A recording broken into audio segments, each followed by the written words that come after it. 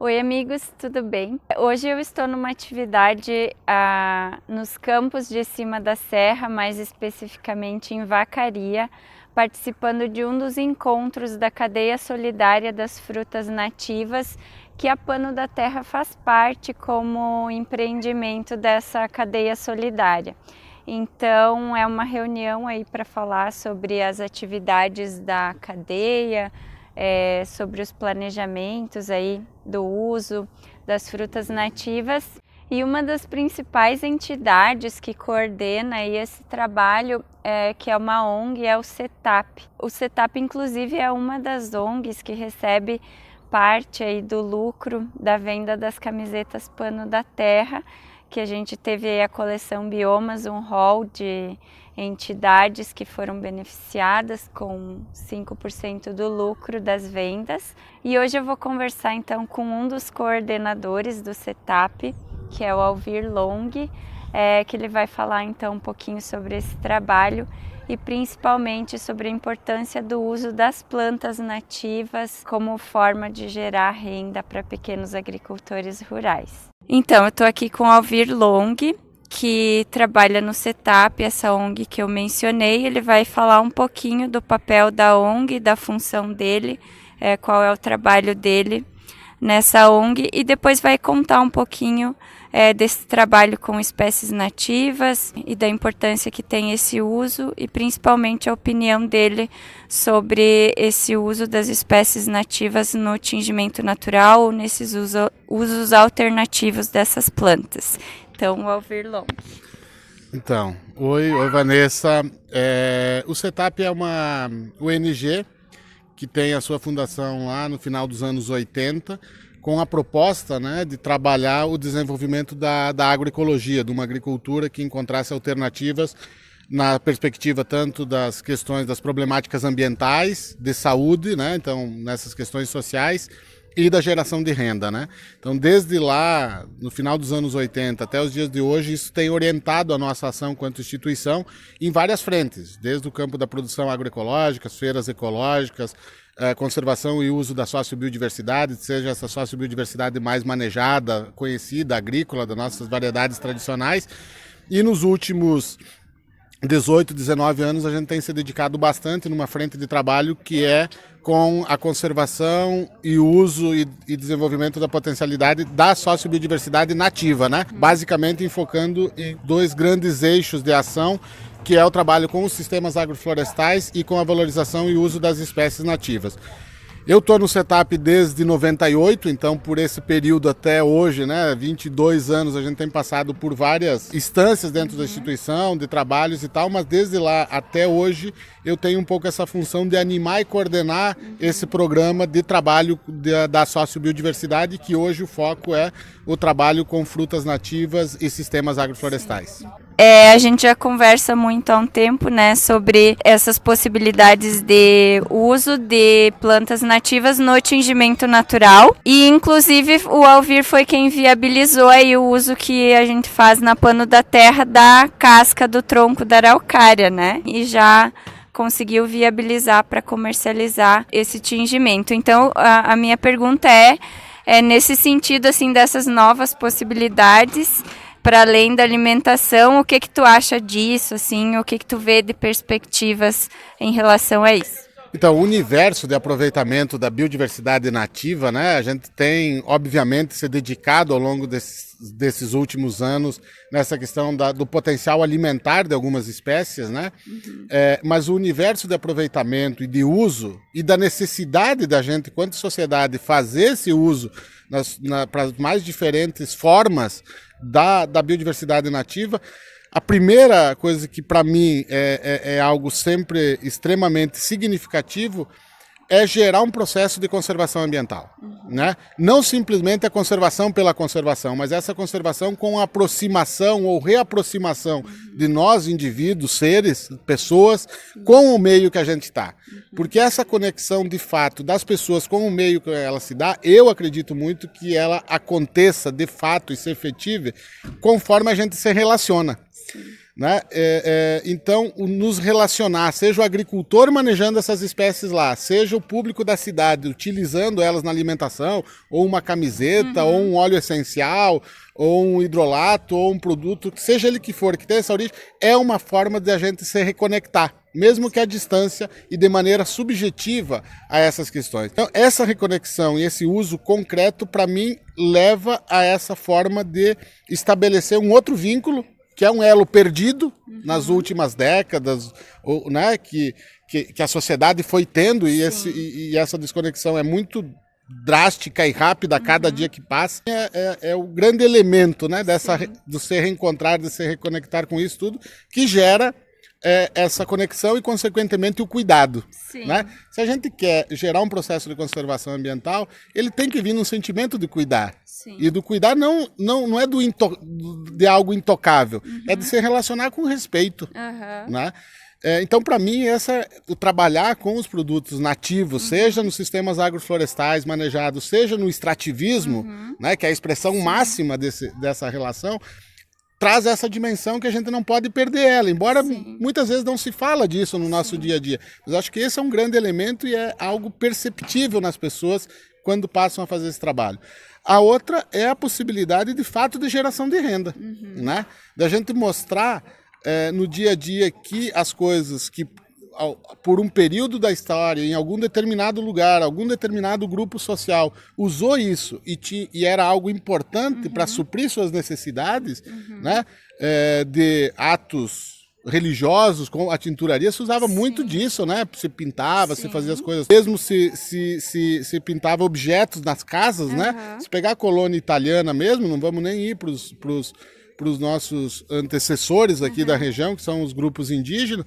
Na colônia italiana, da onde eu sou descendente, é comum a gente ver as pessoas dizer: essa raiz eu catava para pintar assoalho, e essa fruta aqui a gente tingia as tranças de palha de trigo para fazer chapéu colorido.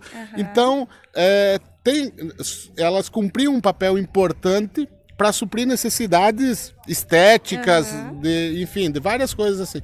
Então, acho que a gente resgata um pouco isso também, né? Ajuda a resgatar essa memória cultural, esses conhecimentos.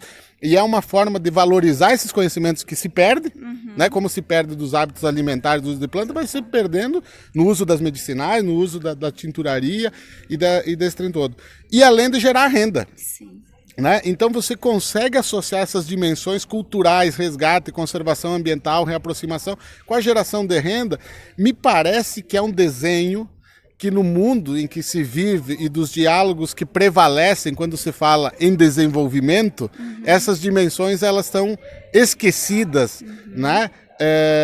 Intencionalmente, e a gente traz elas de volta dizendo: olha, isso não é algo meramente utópico de quem está viajando, não, tem de fato um compromisso com gerar renda, tem, né? Então, me parece que a gente consegue casar essas três dimensões trabalhando com as espécies nativas de uma forma muito consistente. Eu acho que essa perspectiva é que aponta para questões que possam nos levar no futuro a empreendimentos consistentes com isso, né? De chegar em outras escalas e dizer assim: pô, que legal se a gente chegar no Rio Grande do Sul, como tu falava, né, Vanessa? Nós ter 100, 150 famílias de agricultores fazendo extração sustentável daquela pequena casca da araucária que cai.